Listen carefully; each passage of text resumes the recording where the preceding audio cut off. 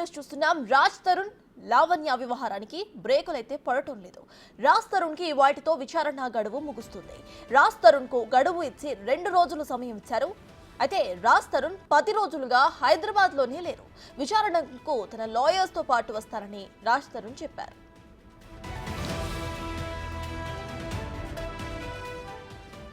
కానీ నిన్నటి నుంచి పోలీసులకు రాజ్ తరుణ్ అందుబాటులోకి రావటం లేదని సమాచారం. దీంతో ఆయన విచారణకు హాజరవుతారా లేదా అనే దానిపై సస్పెన్స్ కొనసాగుతుంది.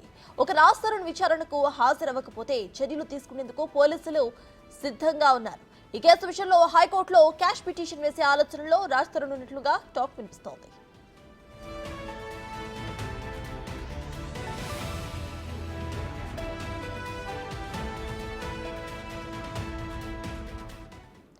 ఇదే విషయంపై పూర్తి డీటెయిల్స్ మా ప్రతినిధి రాణా అందిస్తారు. రాణా, చెప్పండి. ఇటు రాజ్ తరుణ్ మరియు లావణ్య ఎపిసోడ్ అయితే కొనసాగుతూనే ఉంది. అసలు కొలిక్ అయితే రావడం లేదు. రాజ్ తరుణ్ ఇంకా పోలీసులకి అందుబాటులో లేరని తెలుస్తోంది. ప్రెజెంట్ అప్డేట్స్ ఏంటి? అయితే పోలీసులు నెక్స్ట్ యాక్షన్ ఎలా ఉండబోతుంది?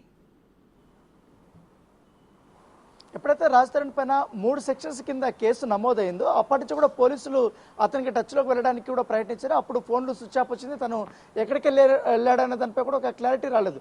తర్వాత మరొకసారి లావణ్య వచ్చి కంప్లైంట్ ఇచ్చింది. కొన్ని ఆధారాలు సమర్పించిన తర్వాత ఆ ఆధారాలన్నీ కూడా వారు పరిశీలించి ఆ కంప్లైంట్లో ఏం రాశారు, ఏ అంశాలు ప్రస్తావించారన్న దానిపై కూడా పూర్తిగా వారు క్రోడీకరించుకున్న తర్వాత ఒక ఐడియాకి వచ్చిన తర్వాత నోటీసులు పంపించారు. నోటీసుల్లో 2 రోజుల్లో కంపల్సరీ కూడా మీరు విచారణకు హాజరు కావాలంటూ కూడా అతనికి నోటీసులు ఇచ్చిన నేపథ్యంలో అయితే నిన్న కానీ ఇవాళ మస్ట్ అండ్ షుడ్గా రావాల్సింది. ఇవాళ లాస్ట్ డేట్ కాబట్టి ఇవాళ నార్సింగ్ పోలీస్ స్టేషన్ దగ్గరికి వస్తున్నారు, లేకపోతే రాజనగర్లో ఉన్నటువంటి డీసీపీ ఆఫీస్కి వెళ్తాడనేది కూడా ఒక ఉత్కంఠ అనేది కొనసాగుతుంది. గత 10 రోజుల నుంచి కూడా ఆయన చండీగఢ్లో ఒక హోటల్లో ఉన్నట్టుగా సమాచారం ఉంది. అక్కడి నుంచి కూడా ఆయన హైదరాబాద్కి వస్తున్నట్టుగా తెలిసింది. ఒకవేళ హైదరాబాద్కి వస్తే అతను విచారణకి హాజరవుతాడో లేదో తెలియాల్సి ఉంది. ఎందుకంటే ఇప్పటికే లాయర్లు హైకోర్టులో ఒక క్వాష్ పిటిషన్ వేయాల్సింది పరిస్థితి ఉంది. ఎందుకంటే వారు క్వాష్ పిటిషన్ చేస్తే ముందస్తు అరెస్టు లేకుండా, లేకపోతే ముందస్తుగా పోలీసు చర్యలు ఏమి తీసుకోకుండా ఉండాలంటూ కూడా వారు క్వాష్ పిటిషన్ వేయబోతున్నట్టుగా మనకు సమాచారం. దానికంటే ముందు ఇప్పటికే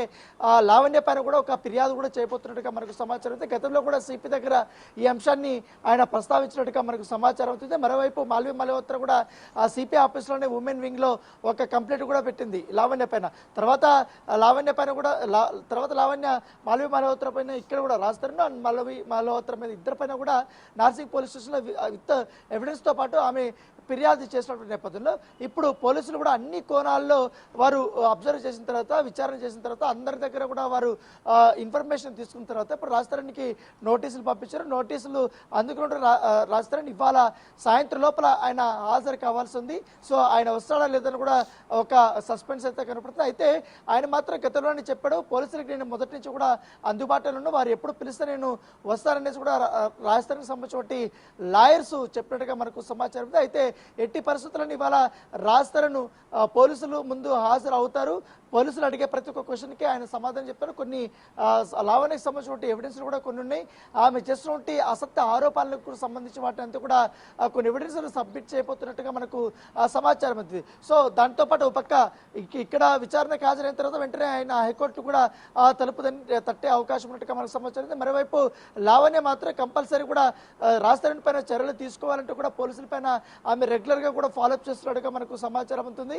నేను కంప్లైంట్ ఇచ్చి చాలా రోజులు అవుతుంది, ఇప్పటి వరకు కూడా ఆయన మీద ఎందుకు యాక్షన్ తీసుకోవటం లేదు అనేది కూడా క్వశ్చన్ చేసినట్టుగా మనకు సమాచారం. దాంతోపాటు ఇప్పటికే గత 10 రోజుల నుంచి కూడా ఈ ఎపిసోడ్ మీడియాలో కూడా ప్రముఖంగా కూడా అది ప్రచురితం అవుతుంది.